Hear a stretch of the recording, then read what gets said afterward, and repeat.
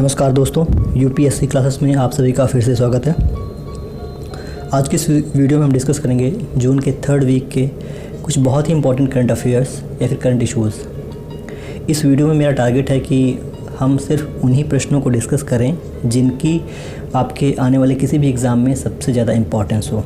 और मेरा ऐसा मानना है कि आप किसी भी एग्ज़ाम में जाएंगे तो 90 to 95% जो क्वेश्चन होंगे वो आपको हमारे इन्हीं वीडियो से पूछे जाएंगे।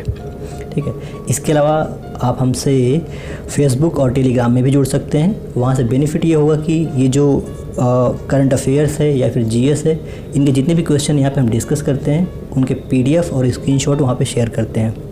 फेसबुक में एडिशनली आप लोगों को अगर किसी क्वेश्चन में डाउट है तो उसका आंसर भी हम प्रोवाइड करते हैं। सो आपसे रिक्वेस्ट होगी कि आप वहाँ पे ज्वाइन कीजिए। टेलीग्राम और फेसबुक के लिंक डिस्क्रिप्शन में दिए हुए हैं, वहाँ से आप ज्वाइन कर सकते हैं। चलते हैं नेक्स्ट स्लाइड में, जो कि इम्पॉर्टेंट डेज़ का है। और इसमें हमने जो लास्ट वीडियो में डिस्कस किए थे वो भी हम एक बार रिवाइज़ कर लेंगे, और जो इस वीक में कुछ इम्पॉर्टेंट डेज़ थे वो भी हम देखते हैं। सो बात करते हैं इस वीक में जो सबसे इम्पॉर्टेंट डेज़ हैं वो 14 जून को था विश्व रक्तदाता दिवस। ठीक है, और इसकी थीम सबसे ज़्यादा इम्पॉर्टेंट है। इसकी थीम है सेफ ब्लड सेव्स लाइफ। ठीक है, ये एक बार एग्ज़ाम में पूछी भी जा चुकी है। नेक्स्ट इम्पॉर्टेंट डे था 17 जून को विश्व मरुस्थलीकरण व सूखा रोकथाम दिवस। ठीक है ना, ये भी अच्छा क्वेश्चन है। लास्ट वीडियो में हमने डिस्कस किए थे 3 विश्व पर्यावरण दिवस 5 जून को मनाया जाता है, विश्व खाद्य सुरक्षा दिवस 7 जून को, और विश्व बाल श्रम निषेध दिवस 12 जून को मनाया जाता है। ठीक है, वैसे तो अगर आप करंट अफेयर्स की वीडियो देखो तो हर दिन कोई ना कोई डे होता है, बट सारे एग्ज़ाम में पूछे नहीं जाते हैं। जो एग्ज़ाम में पूछे जाते हैं हम वही डिस्कस करेंगे। ठीक है, एक क्वेश्चन एडिशनली यहाँ पे है राष्ट्रीय डेंगू दिवस, जो कि 16 मई को मनाया जाता है। इस क्वेश्चन को हमने फेसबुक में शेयर किया था और वहाँ पे सबके डिफरेंट आंसर्स आ रहे थे। ठीक है, इसलिए हमने रिवीजन के लिए यहाँ पे रखा है। चलते हैं नेक्स्ट स्लाइड में। अच्छा, इससे पहले एक चीज़ और कहना चाहूँगा कि लाइक, सब्सक्राइब और शेयर करना ये फ्री होता है। ठीक है ना, इसको जम के करो, और इससे ये हमारा एक इनकरेजमेंट होता है। आपके लिए हम इतनी मेहनत करते हैं, इंपॉर्टेंट क्वेश्चन सेलेक्ट करते हैं। ठीक है, तो आप भी अपना फ़र्ज़ निभाइए और कम से कम वीडियो को लाइक, सब्सक्राइब और शेयर तो कर ही दीजिएगा। ठीक है ना। इन क्वेश्चन को हमने लास्ट वीडियो में डिस्कस किए थे। अगर आपको इनका कंप्लीट इन्फॉर्मेशन चाहिए तो उस वीडियो का लिंक डिस्क्रिप्शन में है, वहाँ से आप देख लीजिएगा। हम यहाँ पे एक ब्रीफ इन्फॉर्मेशन आपको देंगे जिससे कि जो क्वेश्चन है वो रिवाइज हो जाएं। ठीक है, तो पहला क्वेश्चन इसमें है निसर्ग और अम्फान तूफान से सबसे ज़्यादा प्रभावित राज्य कौन से हैं? तो उसमें है महाराष्ट्र, और अम्फान से निसर्ग से है महाराष्ट्र और अम्फान से पश्चिम बंगाल और उड़ीसा। ठीक है, प्रवासियों के लिए कौशल डेटाबेस का जो नाम है स्वदेश है। बाल श्रम शिक्षा योजना किस स्टेट में शुरू हुई? तो वो उत्तर प्रदेश है। भारतीय फुटबॉल टीम का फीफा पुरुष रैंकिंग में क्या स्थान है? ये 108 है। ठीक है, अगर बात करते हैं फर्स्ट किसका है तो फर्स्ट बेल्जियम का था। ये सारा डिस्कस किया गया है। दिव्यांग आंगनबाड़ी कार्यकर्ताओं को मध्य प्रदेश सरकार ने कोरोना योद्धा घोषित किया है। ठीक है, अच्छी न्यूज़ है। और विश्व खाद्य पुरस्कार डॉक्टर रतन लाल को दिया गया है। लाख की खेती को कृषि का दर्जा छत्तीसगढ़ राज्य ने दिया है। NIRF, जिसका फुल फॉर्म होता है राष्ट्रीय संस्थागत रैंकिंग फ्रेमवर्क में प्रथम स्थान IIT मद्रास को मिला है। केंद्र सरकार की एक योजना है स्वनिधि योजना, जो कि स्ट्रीट वेंडर्स हैं उनसे संबंधित है। बाफ्टा जिसका फुल फॉर्म होता है British academy of film, television and arts. ठीक है, इसके जो अभी नए अध्यक्ष चुने गए हैं, जो कि पहले अश्वेत हैं, उनका नाम है कृष्णेंदु मजूमदार। और अगला क्वेश्चन सबसे ज़्यादा इम्पॉर्टेंट है, नाबार्ड के नए अध्यक्ष का नाम क्या है? गोविंदा राजलू चिंटाला। ठीक है, नेक्स्ट क्वेश्चन है पुलित्जर पुरस्कार 2020 में किन भारतीयों को चुना गया है? तो डार यासीन, मुख्तार खान और चन्नी आनंद को चुना गया है। बेसिकली इनको फोटोग्राफी के लिए दिया गया था। ठीक है ना, फोटोग्राफी के लिए दिया गया। और फूड सेफ्टी इंडेक्स में सबसे पहला स्थान जो है गुजरात का है, दूसरा तमिलनाडु है और महाराष्ट्र। ठीक है, नेक्स्ट क्वेश्चन है कोविड-19 से सबसे सुरक्षित देशों में भारत का कौन सा स्थान? तो भारत को 56 प्राप्त हुआ है। और अगर बात करें पहले स्थान की तो स्विट्ज़रलैंड को प्राप्त हुआ है। ठीक है ना, स्विट्ज़रलैंड को। अगला क्वेश्चन था इसमें वर्ष 2019 और 20 में सर्वाधिक FDI यानी कि प्रत्यक्ष विदेशी निवेश डायरेक्ट फॉरेन FDI, यहाँ फॉरेन डायरेक्ट इन्वेस्टमेंट किस देश से प्राप्त हुआ है, तो वो सिंगापुर। ठीक है, सबसे ज़्यादा डाउट फेसबुक में लोगों को इसी क्वेश्चन में था। ठीक है, मैक्सिमम इसमें USA, चाइना सेलेक्ट कर रहे थे, बट इसका जो सही आंसर है वो सिंगापुर है। ठीक है, चलते हैं नेक्स्ट स्लाइड के लिए। ठीक है, और बढ़िया क्वेश्चन है, सिडबी के नए निदेशक कौन है, तो इसका आंसर आप एक मिनट रुकिएगा। हाँ, सिडबी के नए निदेशक कौन है, तो अभी आप ऑप्शन देख लीजिएगा। ऑप्शन है मोहम्मद मुस्तफ़ा, देवेंद्र कुमार सिंह, रविशंकर प्रसाद और हर्ष कुमार भनवाला। ठीक है, सो बात करते हैं सिडबी की। हम आपको इसके एक्स्ट्रा फैक्ट बताते हैं और तब तक आप इसका आंसर गेस कीजिएगा। ठीक है, तो सिडबी की बात करते हैं, तो सिडबी का जो फुल फॉर्म होता है small industries development bank of India. ठीक है, अगर इसकी स्थापना की बात करते हैं तो इसकी स्थापना हुई है 1990 में। ठीक है ना, ये क्वेश्चन एक बार पूछा भी गया है कि इसकी स्थापना कब हुई है, तो 2 अप्रैल 1990 में इसकी स्थापना हुई है। ठीक है, हाँ, आपने इसका आंसर गेस कर लिया होगा। सो इसका जो करेक्ट आंसर है वो Devendra Kumar Singh, option number B है, और इन्होंने मोहम्मद मुस्तफ़ा का स्थान लिया, यानी कि जो ऑप्शन नंबर ए में है उनका स्थान किसने लिया है, देवेंद्र कुमार सिंह ने लिया है। ठीक है ना, अच्छा क्वेश्चन है ये। नेक्स्ट क्वेश्चन है, विश्व प्रतिस्पर्धा सूचकांक 2020 में भारत का स्थान है। पहली चीज़ तो आपको मालूम होनी चाहिए कि विश्व प्रतिस्पर्धा सूचकांक 2 संस्थाएं जारी करती हैं। एक होती है IMD की फुल फॉर्म होता है इंस्टीट्यूट फॉर मैनेजमेंट डेवलपमेंट। ठीक है ना, इंस्टीट्यूट फॉर मैनेजमेंट डेवलपमेंट। ठीक है, अभी जो सूचकांक आया हुआ है वो IMD ने जारी किया है। ठीक है, और एक दूसरा सूचकांक होता है जो कि WEF जारी करता है, WEF। ठीक है ना, वर्ल्ड इकोनॉमिक फोरम, तो वो अभी नहीं आया है। सो अभी हम सिर्फ जो बात करेंगे वो इसके बारे में बात करेंगे जो सूचकांक IMD ने जारी किया है। सो IMD द्वारा जारी हुए सूचकांक में भारत का कौन सा स्थान है, सो इसका ऑप्शन आपने गेस किया होगा, हमने काफ़ी टाइम दे दिया। सो इसका जो सही आंसर है 43 है। और 2019 और 2020 में भारत को सेम ही प्लेस प्राप्त हुआ है। 2019 में भी भारत को 43rd प्लेस प्राप्त हुआ था और 2020 में भी यही स्थान प्राप्त हुआ है। ठीक है ना, बात करते हैं IMD की। सो IMD स्थित कहाँ पे है, एक दो बार क्वेश्चन पूछा गया कि IMD का हेडक्वार्टर कहाँ पे है, तो ये लुसाने है। ठीक है, लुसाने कहाँ पड़ता है, लुसाने है स्विट्ज़रलैंड। ठीक है ना, लुसाने स्विट्ज़रलैंड में। ठीक है, इतने क्वेश्चन यहाँ से बनते हैं। और हाँ, एक चीज़ और अभी ये नोट कर लो कि जो विश्व प्रतिस्पर्धा सूचकांक WEF ने जारी किया था उसमें भारत का जो प्लेस था वो 68 था। ठीक है, सो इतने क्वेश्चन यहाँ से बनते हैं। चलते हैं नेक्स्ट स्लाइड की तरफ। अमेरिकी सैन्य अकादमी से स्नातक की उपाधि पाने वाली प्रथम सिख महिला का क्या नाम है। ठीक है, तो इसमें जो ऑप्शन है कुलविंदर कौर, मनदीप कौर सिंधु, किरण बेदी और लास्ट ऑप्शन है अनमोल नारंग। सो गेस कीजिए इसका आंसर क्या है। इसका आंसर है ऑप्शन नंबर डी। आपने बिल्कुल सही गेस किया है और इसका आंसर है ऑप्शन नंबर डी, अनमोल नारंग। ठीक है, सो बेसिकली जैसे हमारे यहाँ पे NDA है, NDA नेशनल डिफेंस एकेडमी, वैसे वहाँ पे अमेरिकी सैन्य अकादमी है। ठीक है, सो उसमें अनमोल नारंग को स्नातक की उपाधि मिली है। ठीक है, नेक्स्ट क्वेश्चन है और काफ़ी बढ़िया क्वेश्चन है, मैं इसको अच्छा क्वेश्चन मानता हूँ। ठीक है ना, बाल यौन शोषण से निपटने के लिए फेसबुक द्वारा चलाए गए अभियान का क्या नाम है। सो इसके ऑप्शन देख लीजिएगा, प्रोजेक्ट चाइल्ड, प्रोजेक्ट बचपन, प्रोजेक्ट प्रोटेक्ट और प्रोजेक्ट स्माइल। अगर आप ऑप्शन देखो सारे ऑप्शन बच्चों से संबंधित ही हैं तो गेस करना बड़ा मुश्किल हो जाएगा। ठीक है ना, सो जब तक आपको इसका सही आंसर नहीं मालूम होगा बहुत ही मुश्किल है कि आप गेस कर पाएँ। ठीक है, सो आप लोग तो करंट अफेयर्स अपडेटेड रहते हैं तो इसका आंसर आपने गेस ही कर लिया होगा।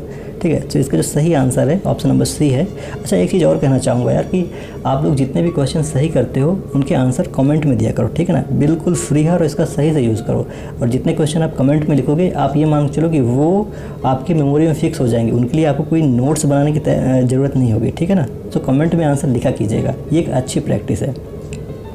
ठीक है, सो इसका आंसर है प्रोजेक्ट प्रोटेक्ट। ये फेसबुक द्वारा जारी ये अभियान चालू किया गया। और फेसबुक को हम सभी जानते हैं, फेसबुक एक कॉमन सोशल नेटवर्किंग प्लेटफॉर्म है जिसके जो संस्थापक हैं मार्क जुकरबर्ग हैं। ठीक है ना, मार्क जुकरबर्ग हैं, हम सभी जानते होंगे इस क्वेश्चन को। ठीक है ना, चलते हैं नेक्स्ट क्वेश्चन की तरफ। अंकटाड की रिपोर्ट के अनुसार भारत को FDI प्राप्त करने वाले देशों में कौन सा स्थान प्राप्त हुआ है। अंकटाड की रिपोर्ट है कि उसमें भारत को कौन सा स्थान प्राप्त हुआ है। ठीक है, सो इसमें जो ऑप्शन नंबर 10th मतलब 10वां स्थान प्राप्त हुआ है, या 9वां स्थान प्राप्त हुआ है, 8वां स्थान प्राप्त हुआ है, 7वां स्थान प्राप्त हुआ है। ठीक है, सो इसका आंसर आपने गेस किया है और बिल्कुल सही आप गेस कर रहे हो। इसका आंसर है ऑप्शन नंबर बी, 9th स्थान प्राप्त हुआ है। ठीक है, भारत को तो 9वां स्थान प्राप्त हो गया, तो पहला स्थान किसको प्राप्त हुआ है? सो इसमें पहला स्थान प्राप्त हुआ है USA को। ठीक है, अच्छा यहाँ पे एक चीज़ और हम रिवाइज़ करेंगे कि आपको लास्ट वीडियो में हमने डिस्कस किया था कि भारत को सबसे ज़्यादा FDI कहाँ से प्राप्त हुआ है, तो उसका आंसर है सिंगापुर, राइट, उसका आंसर सिंगापुर है। ठीक है ना, और बहुत ही इंपॉर्टेंट क्वेश्चन है ये, किसी भी एग्ज़ाम में पूछा जाएगा ये। ठीक है, और हाँ, आपसे एडिशनल क्वेश्चन ये पूछ सकता है कि कितना FDI भारत को प्राप्त हुआ है।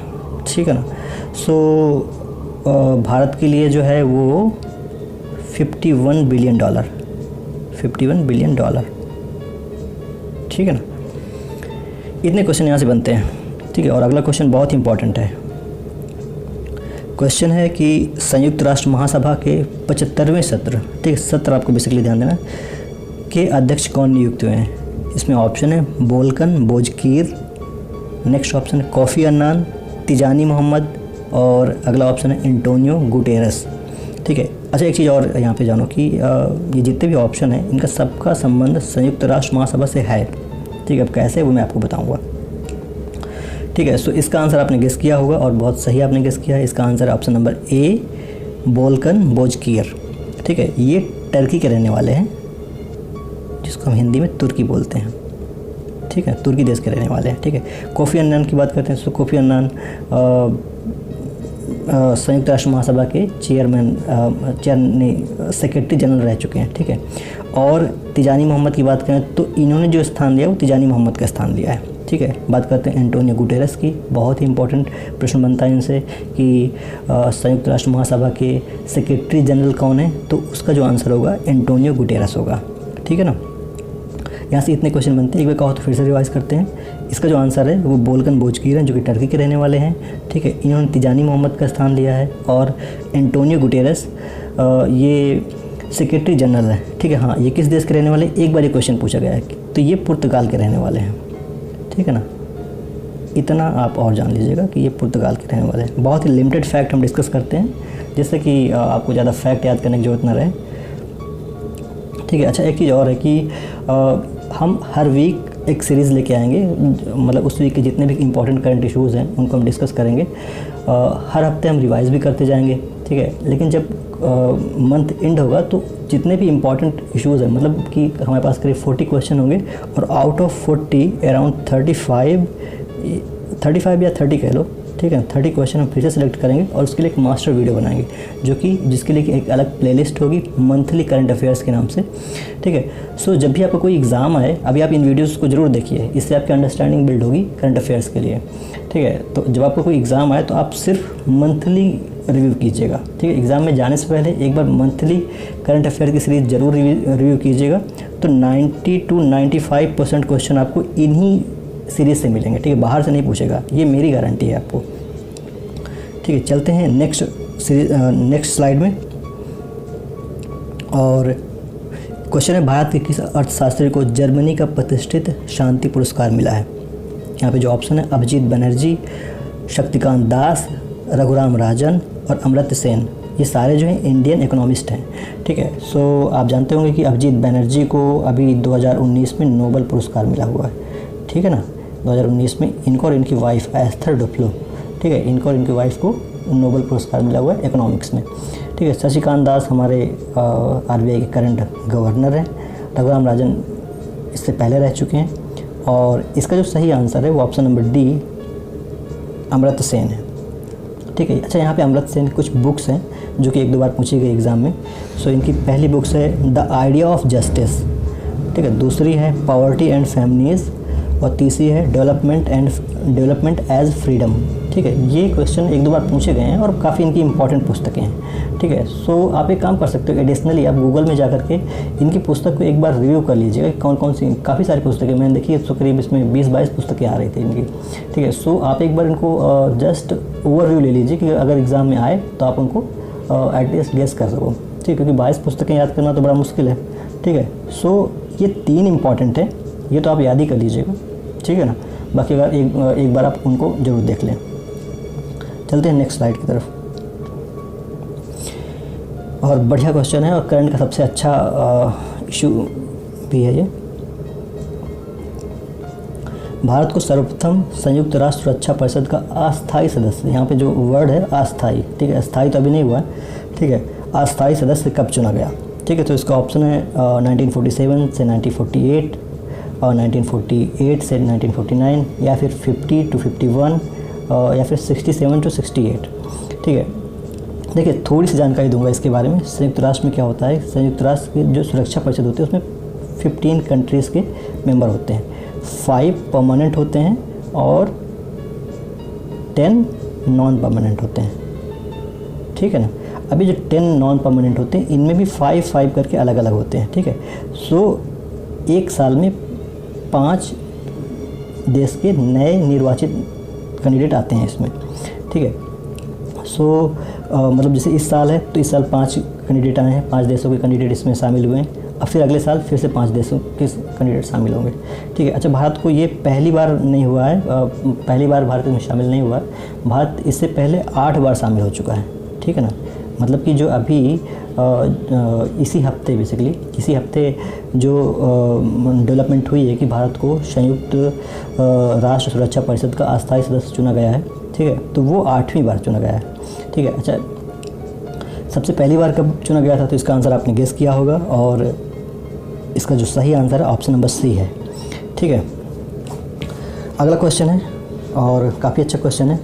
ग्लोबल वैक्सीन समिट की मेज़बानी किस देश ने की है, ठीक है। सो इसका जो आंसर है ग्लोबल वैक्सीन समिट की मेज़बानी की है, आपने गेस किया होगा। Option number A Britain, option number B America, option number C China और ऑप्शन नंबर डी भारत।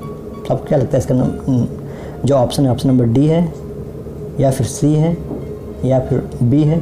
अगर आपने तीनों में से कोई भी ऑप्शन सेलेक्ट किया तो आप गलत हैं। इसका जो सही ऑप्शन है ऑप्शन नंबर ए, यानी कि ग्लोबल वैक्सीन समिट की मेज़बानी किसने की है, तो ब्रिटेन ने की है, ठीक है ना। सो इतने करंट अफेयर्स के क्वेश्चन थे इस स्लाइड में और मुझे ऐसा लगता है कि इन क्वेश्चन के अलावा शायद ही कोई अलग से क्वेश्चन पूछे, ठीक है ना। मैंने आपसे कहा कि 90 to 95% की गारंटी मेरी है, ठीक है। बाकी आप रहे 5 क्वेश्चन, तो 5 क्वेश्चन के लिए आप कहीं बाहर से भी करंट अफेयर्स पढ़ सकते हो, बट हाँ 90 to 95% क्वेश्चन इन्हीं क्वेश्चन से आएंगे और इनके लिए आपको ज़्यादा मेहनत नहीं करनी है और मुश्किल से 10 से 15 मिनट का वीडियो होता है, पूरा देखना होता है, ठीक है। सो इस वीडियो को पूरा देखने के लिए धन्यवाद और मैं ऐसी आशा